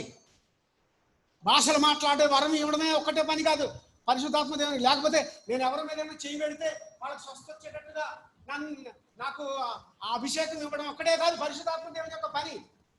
వివేచన కలిగి ప్రవర్తించే ప్రతి చిన్న మైన్యూట్ ఇష్యూని పరిశుద్ధాత్మ దేవుడు మనలో నుండి దేవునికి అనుకూలంగా ఆయనకు మహిమకరంగా ఉండే ప్రతి దాన్ని మనలో నుండి మన ద్వారా చేయించడానికి పరిశుద్ధాత్మ దేవుడు మనలో ఉన్నాడు. ఈ స్పృహ ఎంతమంది నాలో పరిశుద్ధాత్ముడు ఉన్నాడు, ఆయన దీనిని ఇష్టపడడు, దీనిని ఆయన సహించడు, లేకపోతే ఆయన ఇలా చేయమని నన్ను ఒత్తిడి చేస్తున్నాడు, ప్రోత్సహిస్తున్నాడు, అందుకని నేను ఈ మంచిది నేను చేయడానికి వెనుకాడను కష్టమైనా సరే అని మనల్ని నడిపిస్తూ ఉంటాడు పరిశుద్ధాత్మ దేవుడు. ఉత్తినే భాషల వరం ఇవ్వడం ఒకటే పని కాదు ఆయన పని, స్వస్థపరిచే వరం ఒకటే ఇవ్వడమే పని కాదు. ఆడెవడో ఏం చేశాడో చెప్పండి, పేతురు యోహాను చేయి మీద చేతులు పెట్టగానే వాళ్ళకి భాషలు మాట్లాడడం వచ్చేసిందంట. వాళ్ళకి స్వస్థత పొందేస్తున్నారు, భాషలు మాట్లాడేస్తున్నారంట. అందుకని వీడు వెళ్ళి ఇంత మూట పట్టుకెళ్ళి డబ్బుల మూట మీరు చేయి పెడితే ఎలా జరుగుతుందో నేను కూడా చేయి పెడితే అలాగే అయ్యేటట్టుగా నాకు మీరు చేసి లేదో నాకు చేయండి, నేను కూడా ఎవరినైనా చేయి పెడితే వాళ్ళకి ఇలాగే స్వస్థ వచ్చేయాలి, క్షేమం వచ్చేయాలని అడిగారంట. అప్పుడు పేతురు యోహాను ఏమన్నారు అని చూసి తెలుసా? ఏమన్నారు? నీ హృదయము దేవుని ఎదుట సరైనదిగా లేదు, నీ హృదయము పరిశుద్ధాత్మ చేత నడిపించబడడం లేదు, నీ హృదయంలో పరిశుద్ధాత్ముడు లేడు అని ముఖం మీద చెప్పేశారు. ఇవన్నీ కొంత అసందర్భంగా అనిపించిన ఇవన్నీ చాలా ప్రాముఖ్యమైన విషయాలే, మనం గమనించాల్సిన విషయాలే. ప్రియులారా, మనము ఆరాధిస్తున్న మన బిజినెస్లో నుంచి బయటికి రాకూడదు. వీఆర్ వెరీ మనం చాలా సమయపు ఒత్తిడిలో మనం ఉన్నాము. సో ఈ వాక్య భాగాన్ని అనుసరించి మనం కూడా ఆరాధన చేయడానికి మనం చూడాలి. మొదటి 3 వచనాలలో ఒక దేవుని కార్యములను బట్టి they are celebrating the joy of the Lord. దేవుని సంతోషాన్ని వాళ్ళు సెలబ్రేట్ చేసుకుంటారు, పండగ చేసుకుంటున్నారు. పండగ అంటే ఏంటి చెప్పండి? మనకు పండగ అంటే ఏంటి? పండగ అంటే ఏంటమ్మా చెప్పండి, మీకున్న అవగాహన మీరు ఏమనుకుంటున్నారు? పండగ అంటే ఏంటి? పండగ అంటే పప్పలు వండుకోవడం, పండగ అంటే కొత్త బట్టలు కొనుక్కోవడం, పండగ అంటే రిజాయిసింగ్, హోటల్లో తిరగడం, హోటల్కి తిరగడం, ఫ్రెండ్స్ తోటి గెంతులు వేయడం, డాన్స్ చేయడం, అది పండగ అంటే. అది కాదు, దేవుని కార్యములను బట్టి ఆనందించడం పండగ అంటే. They doesn't have festival their life. 70 సంవత్సరాలు వాళ్ళకి ఒక పండగ లేదు, ఒక సంతోషం లేదు, ఒక ఆనందం లేదు, ఏమీ లేదు. తిరిగి రాగానే గాడ్ హ్యాస్ పుట్ ఆయన చేసిన కార్యాలన్నీ అసలు వాళ్ళని ఆ చెరలో నుండి విడిపించడానికే ఓ గొప్ప అద్భుతం జరిగింది. ఆ అద్భుతానికి కూడా ఒక ప్రవచనం ఉంది. యెషయా గ్రంథము, మీకు ఈ బ్యాక్గ్రౌండ్లో ఉన్న సంగతులు చూస్తే వాళ్ళ సంతోషం ఏంటో, వాళ్ళ పండగ ఏంటో, ఈ రోజున మనం ఎలాగా ఆ పండగను మనం సెలబ్రేట్ చేసుకోగలుగుతున్నామో, దేవుని సన్నిధి అంటే ఒక గొప్ప పండగ మనకి అనే అనుభవంలో మనం ఎంతవరకు ఉన్నామో అనే విషయాన్ని మనం చూడాలి ప్రియులారా. దానికోసమే నేను ఈ మాటలు మీకు జ్ఞాపకం చేస్తున్నాను. యెషయా గ్రంథం 44వ అధ్యాయములో 24 నుండి చూడండి. యెషయా గ్రంథం 44:20 లాస్ట్ వచనం చదువుతాను. అదంతా మీకు తెలుసు అంటే చదవాలి, అదంతా చూస్తేనే మనకు అర్థం అవుతుంది.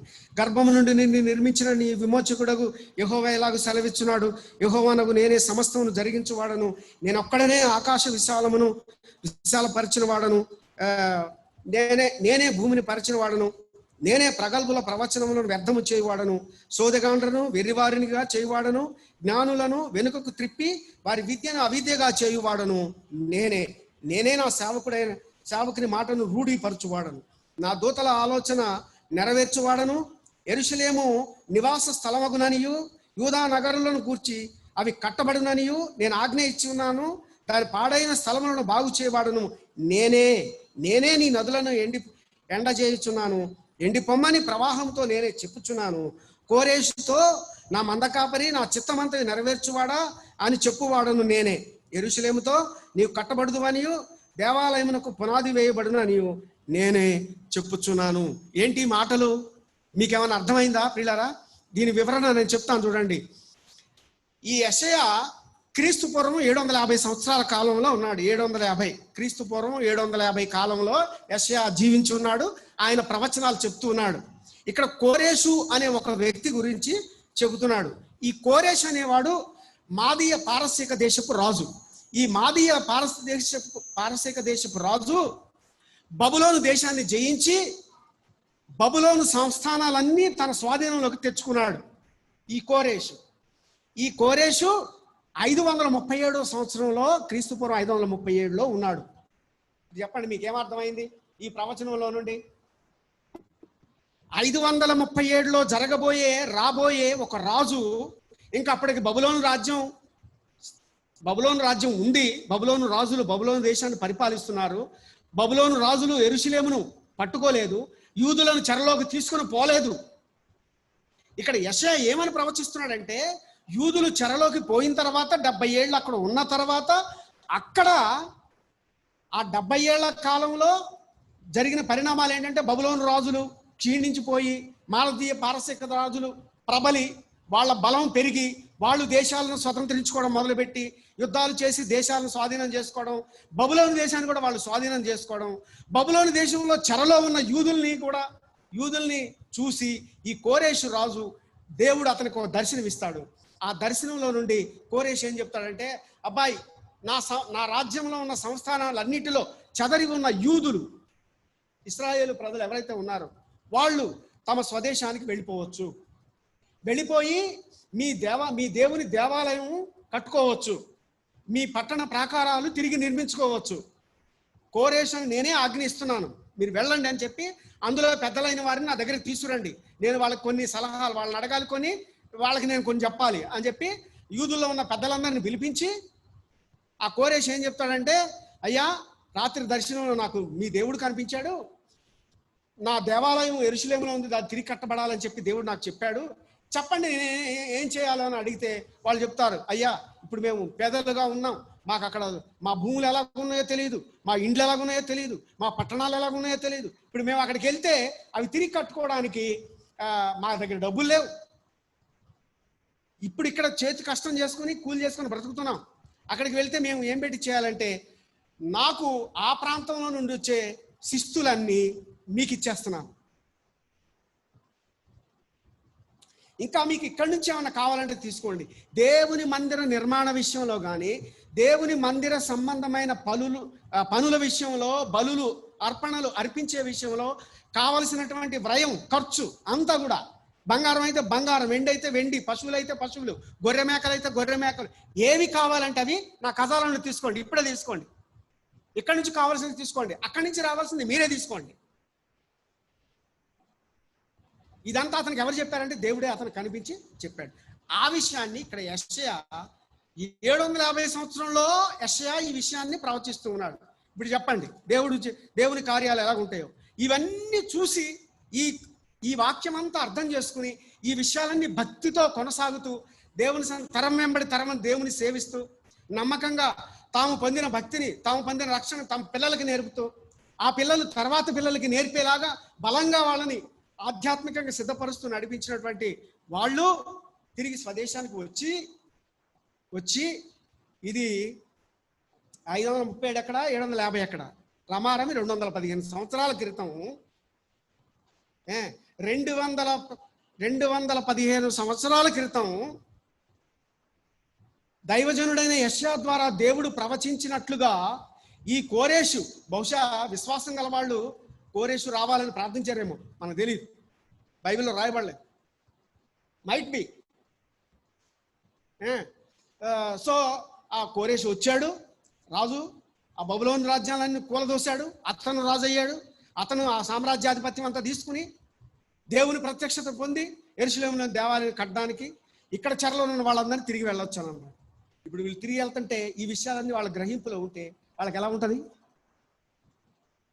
Simply they are rejoicing in the Lord like anything. They are celebrating the works of God. అది అలా చెప్పుకోవాలి.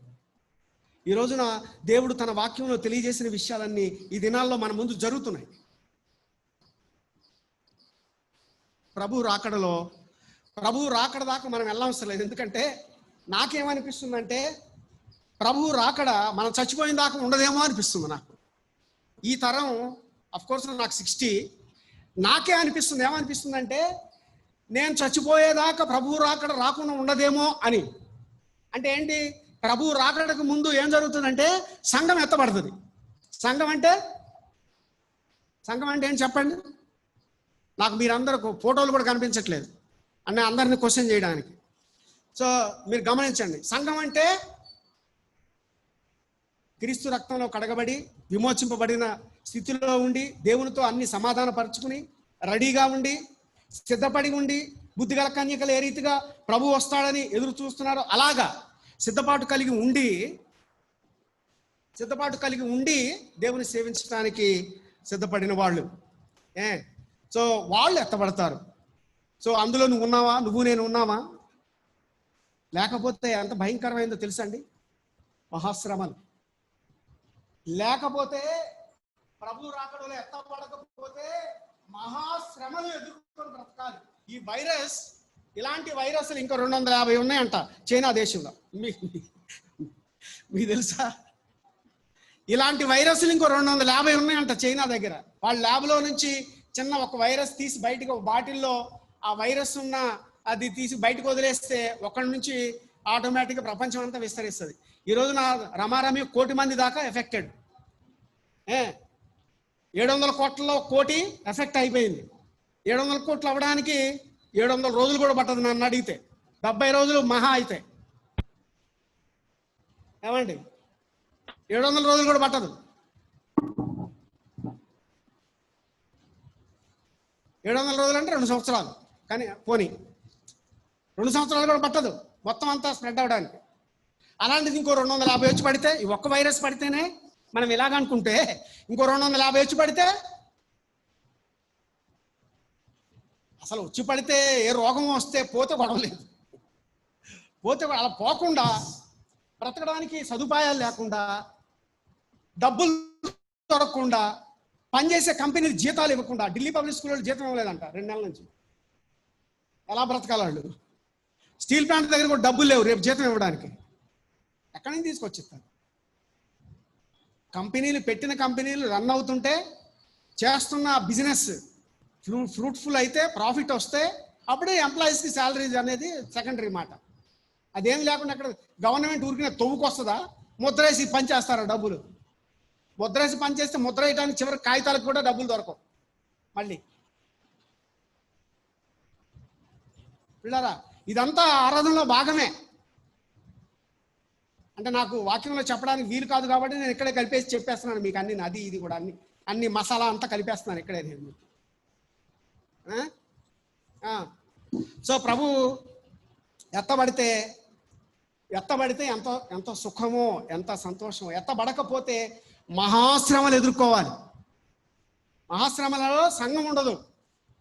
నువ్వు సంఘంలో ఉన్న వ్యక్తివైతే, నువ్వు రక్షించబడిన విశ్వాసివైతే నువ్వు ఎత్తబడే గుంపులో ఉంటావు, శ్రమల్లో ఉండవు. శ్రమల గురించి నీకు అనవసరం.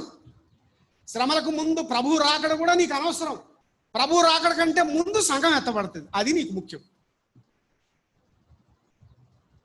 నీకు అదే ముఖ్యం. నేను ఎత్తబడడానికి నేను రెడీగా ఉన్నానా? రాత్రికి ప్రభు వస్తే నేను రెడీయా? ఇప్పుడు ఇలాగే ఇక్కడ ఉన్న పలంగా వస్తే ఇంటి దగ్గర కూర పొయ్యి మీద పెట్టి వచ్చాను, మాంసం కూర, అది తిన్నాక చూద్దాం ప్రభువా. అది ఉడుకుంటుంది. ఎలాగానే కడుపు నిండా మంచిగా మసాలా అది వేసి వచ్చాను, వెళ్ళి అది తిన్నాక రాను ఆయన అప్పుడు నేను ఎత్తబడతాను అనే రాగా కుదరదు. ఇక్కడికిక్కడే you should be ready right now itself. ఉన్నామా అలాగా? ఆ సిద్ధపాటు ఉందా ప్రియ సోదరి సోదరుడా? అది ఎప్పుడు వస్తుందంటే, ఈ యూదులు బబులోను చెరలో నుండి రావడానికి కనిపెడుతూ ప్రార్థిస్తూ 70 సంవత్సరాలు అయిపోతుంది ప్రభువా, దానియేలు లాంటి భక్తులందరూ ఉండి ప్రజల్ని వేకప్ చేస్తూ, జకరియా, హగ్గై ఇలాంటి ప్రవక్తలందరూ ఉండి ఎంకరేజ్ చేస్తూ, డోంట్ వరీ, బాధపడద్దు ప్రియులారా, మన ప్రభువు ఉన్నాడు, ఆయన గొప్పవాడు, తరతరముల నుండి అద్భుతాలు చేస్తున్న దేవుడు, మీరు భయపడకండి, ఆందోళన చెందకండి, మన ప్రభువు ఉన్నాడు, గొప్పవాడు, మనకు సహాయం చేస్తాడని వాళ్ళు ఎంకరేజ్ చేస్తూ ఉంటే నమ్మకంగా అలాగే బలవంతంగా కష్టమైన శోధనైన అంటే శ్రమలు మనుషుల జీవితంలో ఉంటాయి ప్రియులారా. మనం అనుకుంటాం క్రైస్తవులుగా శ్రమలు మాకే ఉన్నాయి అనుకుంటాం, అన్ని నెలలు కూడా ఉంటాయి సమస్యలు. ఈ లోకంలో బ్రతికేటప్పుడు మనుషులందరికీ శ్రమలు ఉంటాయి, అవి కామన్. యేసు ప్రభువుని నమ్ముకున్న తర్వాత వేరే రకాల శ్రమలు ఉంటాయి, అవి మహాశ్రమలు కాదు, అవి రాకడలో వచ్చే శ్రమలు కాదు, అవి ప్రభు కోసం జీవించడానికి వచ్చే శ్రమలు. జీవితం శ్రమ పడని క్రైస్తవుడు ఎవడు భూలోకంలో ఏ కాలంలోనైనా సరే, ఆది సంఘం నుండి మొదలుపెట్టి శ్రమలు పడని క్రైస్తవ విశ్వాసి ఎవడు సింగులర్ గా? ఈవెన్ అవర్ లార్డ్ హిమ్సెల్ఫ్ ఈ సఫర్డ్ లైక్ ఎనీథింగ్. మన ప్రభు అయిన యేసు మహాశ్రమలు పొందాడు.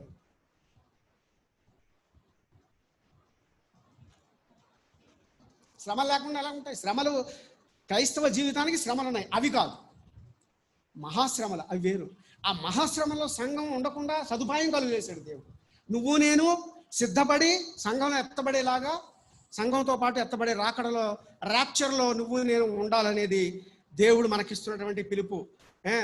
అది ఎలాంటి సిద్ధపాటు అంటే, ఇదిగో యూదులు ఎంతో సిద్ధపడి 70 ఏళ్ళు మహాశ్రమంలో ఉండి సిద్ధపడి వచ్చారు. దేవుడు వాళ్ళని నడిపించాడు, తిరిగి వచ్చారు, స్వదేశానికి వచ్చారు. They are rejoicing. దేవుని కార్యాలు ఎంత చేసావు ప్రభా, చెప్పిన మాట ఒకటి తప్పలేదు నాయన, మమ్మల్ని శిక్షించడానికి విషయంలో కూడా చెప్పి వెనక్కి తీసుకోలేదు నువ్వు, మమ్మల్ని విడిపించే విషయంలో కూడా చెప్పించి వెనక్కి తీసుకోలేదు నువ్వు, నీలాంటి నమ్మకమైన దేవుడు ఎవరున్నారయ్యా అని చెప్పి దేవుణ్ణి ఆనందిస్తూ, దేవుళ్ళు ఆనందిస్తూ, నువ్వు అన్న మాట నెరవేర్చి మమ్మల్ని విమోచించావు నాయన, నీకు స్తోత్రం అని చెప్పి ప్రభువుని ఆరాధిస్తున్నారు. That is the celebration of return from exile. ఆ సెలబ్రేషన్స్ ఇక్కడ చెప్తున్నాడు. మన నోటి నిండా నవ్వు ఉండేను, మనం కలకని వారి వలె ఉంటిమి. కలకన్నోడికి మంచి కల వచ్చింది అనుకోండి, మంచి ఏదంటే వెనక సట్ట, పొట్టేలు వెనక సట్ట కూర వండుకుని తినడానికి అన్ని మసాలాలు అవి వేసి బాగా వండుకున్నోడికి ఎంత ఆశ ఉంటుంది తినడానికి. అది కంచం ముందుకు తేగానే while is taking that, how rejoice, ఎంత ఆనందిస్తుంటాడు ఆ మనిషి. ఆనందంగా ఆహా లొట్టలు వేసుకుంటా తింటా ఉంటాడు. అలాగే ఎదురు చూచింది ముందుకు వచ్చినప్పుడు ఎలా కళా నిజమా గిల్లుకొని చూసుకున్నారంటాడు. ఇది మనం బబులోన్లో ఉంటాం కదా, ఎలా రాగలిగాం మనం స్వదేశానికి? అసలు మనం తిరిగి దేవుని సన్నిధికి వస్తామనే ఆశయ లేకపోయినే ఆ మధ్యకాలంలో ఎలా రాగలిగాం? ఇదంతా దేవునికే సాధ్యం అబ్బా అని చెప్పి గిల్లుకొని చూసుకుని మనమున్న ప్రదేశం ఏంటి? యెరూషలేమే, ఈ దేవాలయమే, ఈ దేవుని సన్నిధే, ఎంత అద్భుతం చేశాడు దేవుడు, దేవానికి స్తోత్రం అని చెప్పి దేవుని ఏం చేస్తున్నారనమాట? దేవుని స్తుతిస్తూ ఉన్నారనమాట. అది మన నోటి నిండా నవ్వు ఉండేను, మన నాలుక ఆనంద గానముతో నిండి ఉండేను. దేవుని కొరకు నిరీక్షించి అది మనకు దొరికినప్పుడు ఎంత ఆనంద గానముతో ఉంటారో దానిని ఇక్కడ వీరు చెప్తున్నారు. తర్వాత ఇది చూసి అన్యజనులు అంటారంట, యెహోవా వీరి కొరకు గొప్ప కార్యములు చేసినని అన్యజనులు దేవుని స్తుతిస్తారంట, చెప్పుకుంటా ఉంటారన్నమాట. వీళ్ళ దేవుడు ఎంత గొప్ప దేవుడు, వీళ్ళ నిరీక్షణ ఎంత గొప్పది, దేవుడు వీళ్ళకి చెప్పిన మాటని ఎంత బాగా కనిపెట్టుకున్నారు వీళ్ళు, అందుకనే దేవుడు వీళ్ళని విడిపించాడు అని చెప్పి అన్యజనులు పక్క దేవుని కొనియాడుతున్నారు. అప్పుడు వీళ్ళకు కూడా ఇంకా దేవుని స్తుతించకుండా ఉండలేకపోయారు. వాళ్ళు ఏమంటున్నారంటే, యెహోవా మన కొరకు గొప్ప కార్యములు చేస్తున్నాడు, మనం సంతోషభరితులం అయ్యామయ్యా. ఈరోజు అన్న, తమ్ముడు, ఓ చెల్లి, అక్క, ఈరోజు మనం ఇంత సంతోషంగా ఉండగలిగాం. ఆయన మాట చొప్పునే దేవుడు చేశాడు, ఆయన చెప్పిందే చేశాడు, ఆయన ఇస్తానన్నదే ఇచ్చాడు, ఆయన చేస్తానన్నది వెనక తీసుకోలేదు, మనం సంతోషభరితులం అయితిమి అని చెప్పి వాళ్ళు దేవుని అందు సంతోషిస్తూ ఉంటున్నారు. ఈ మాట మన దగ్గరికి తెచ్చుకుంటే ప్రియులారా, దేవుడు మన పట్ల ఎంతకన్నా నమ్మకమైన వాడుగా వ్యవహరిస్తున్నాడో నువ్వు గ్రహించగలుగుతున్నావా? ఈ దినాల్లో నీ వ్యక్తిగత జీవితంలో దేవుడు నిన్ను ఎంత చక్కగా నడిపిస్తున్నాడో, ఎంత అద్భుతంగా నిన్ను ప్రభు కాపాడుతూ ఉన్నాడో.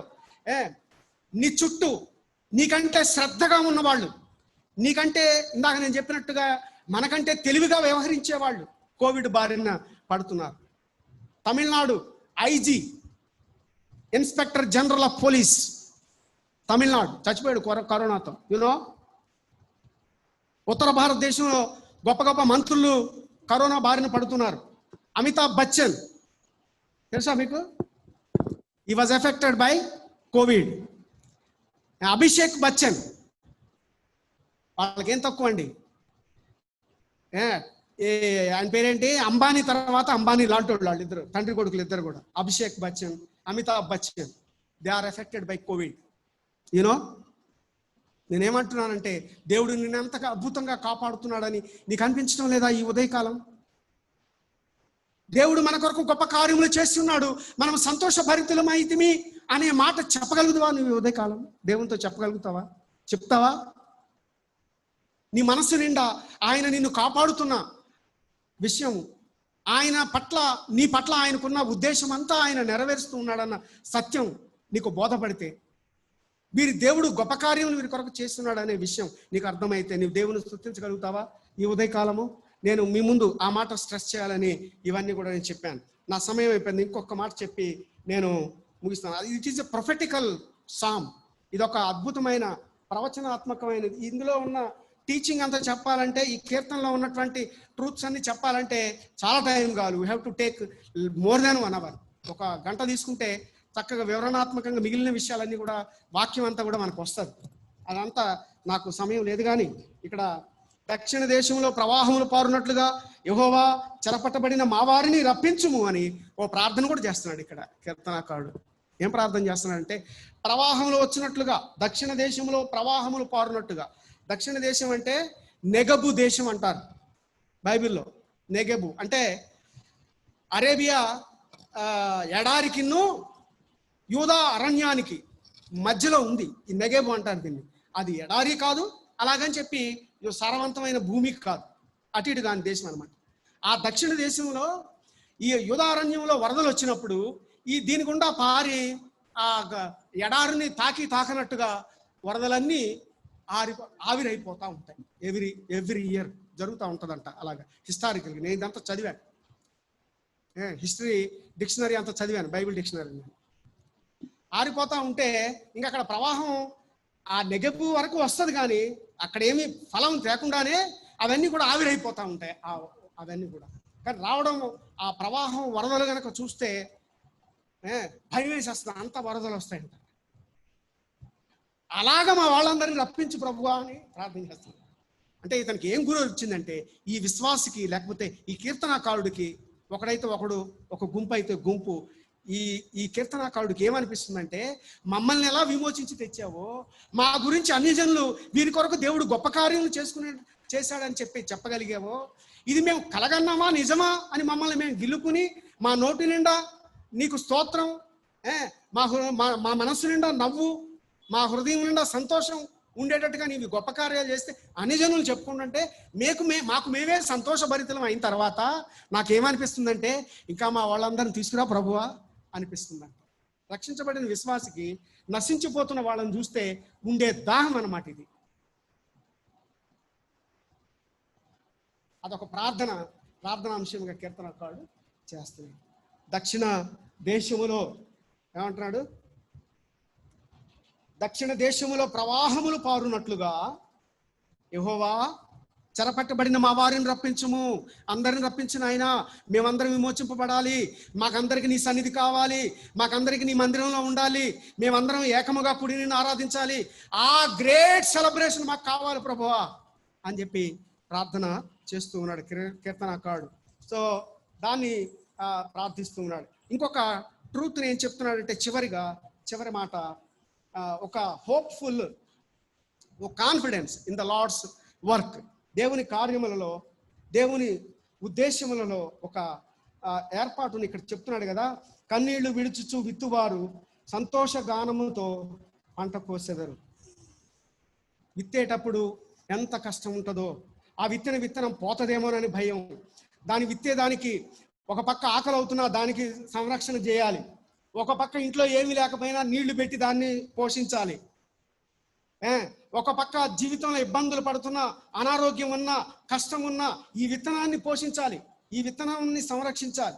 దేవుని వాక్యం విత్తనంతో పోల్చబడింది బైబిల్ గ్రంథంలో. దేవుని వాక్యమే విత్తనంతో పోల్చబడింది. ఈ వాక్యాన్ని ప్రజలకి అందించడం, ఈ దేవుని వాక్యాన్ని ఇతరులకు అందించడం, ఈ దేవుని చిత్తాన్ని మనుషులకు తెలియజేయడం, ఈ దేవుడు అనుగ్రహించే విమోచనని ఒక విత్తనంలాగా ఇతర మనుషుల హృదయాల్లో పెట్టడం. ఆ పెట్టడానికి ఎంత కష్టం, వాళ్ళు నమ్మరు. ప్రేమ చూపించాలి, దానికోసం నువ్వు ఖర్చు అయిపోవాలి.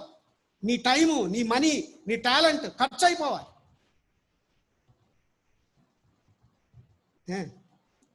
సో కన్నీళ్ళు విడుచుచు విత్తువాడు పనాలు కోసుకునేటప్పుడు ఏమవుతుంది? ఎందుకంటే విత్తింది ఒక విత్తనమే కానీ 100 గింజలు అవుతుంది, లేకపోతే 60 గింజలు అవుతుంది. అది అధమపక్షం 30 గింజలు అవుతుంది. ఈ ఒక గింజ విత్తి 30 గింజలు లేకపోతే 60 గింజలు తాను పోగు చేసుకుంటున్నప్పుడు ఎంత కన్నీళ్లతో ఆ విత్తనం వచ్చేదాకా, ఆ పంట వచ్చేదాకా ఎంత కన్నీళ్లతో ఉన్నా సరే, ఆ పనలు మోసుకొని వచ్చేటప్పుడు అది భారమైన బరువైన ఎంత సంతోషం ఉంటాడు ఆ రైతు. మనం పంట పండినప్పుడు రైతులను మనం చూస్తే ఆ పంట కోస్తారు, కుప్పలు వేస్తారు. ఆ మోపులు మోసుకునేటప్పుడే వాళ్ళు మాట్లాడుకుంటూ ఉంటారు, పని వాళ్ళు కూడా మాట్లాడుకుంటూ ఉంటారు, బాగా పండింది రైతు చేను అనుకుంటా ఉంటారు, బాగా పండింది రైతు చేను.